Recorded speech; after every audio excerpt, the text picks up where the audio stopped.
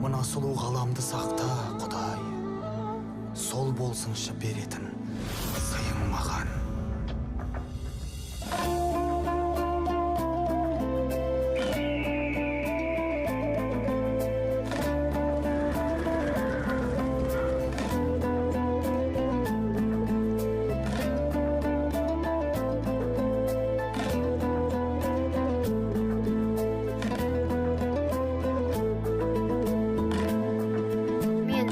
Облысы Төле би ауданы номері 1 балалар саз мектебінің 5 сынып оқушысымын. Әлемде болып жатқан індетке байланысты біздің елімізде де төтенше жағдай енгізілді.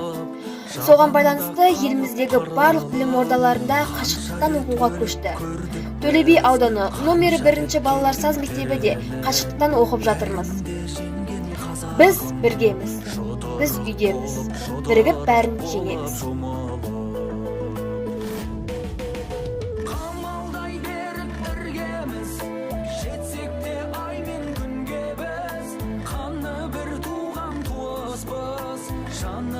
Жақын біргеміз, жаратқан берген жүлдеміз, бабадан қалған бұл негіз, дамылсыз дауыл соқса да, әрқашанда біз біргеміз, дамылсыз дауыл соқса да, әрқашанда біз біргеміз. Түркістан облысы Төле би ауданы Көксайық елді мекені нөмірі 1 Төле би аудандық балалар саз мектебінің қамқоршы кеңесінің төрайымы боламын. Мынау әлемде болып жатқан COVID-19 вирусы бойынша қазіргі таңда оқушылармен қашықтықтан оқыту жүйесі жүзеге асып отыр. Біздің де балаларымыз осы жүйе бойынша қазіргі таңда білім алуда. Осындай қиындықтарға қарамастан еңбек етіп жатқан саз мектебінің басшысы Жалбиев Қуанышбек Ментайұлына және де ұжымның барлық ұстаздарына алғысымызды білдіреміз.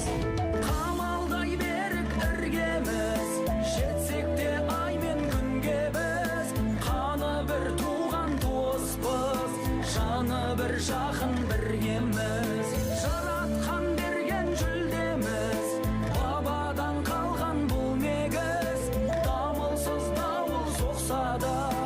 Здравствуйте, я Кубышкина Светлана Висадина, ученица 5 класса Кубышкина Александра, школы номер 1 Тулебийского района, село Коксаек. Хочу поблагодарить нашего акима Тулебийского района, администрацию нашей школы в лице нашего директора Жалбиева Куаныша Ментаевича, что позволили детям заниматься музыкой онлайн. В связи с чрезвычайным положением в мире нашим детям пришлось сидеть дома. И если не занятия онлайн, я как мама даже не представляю, что могло бы быть. Благодаря нашему педагогу по фортепиано Жарковой Елене Михайловне моя дочь занимается любимым делом.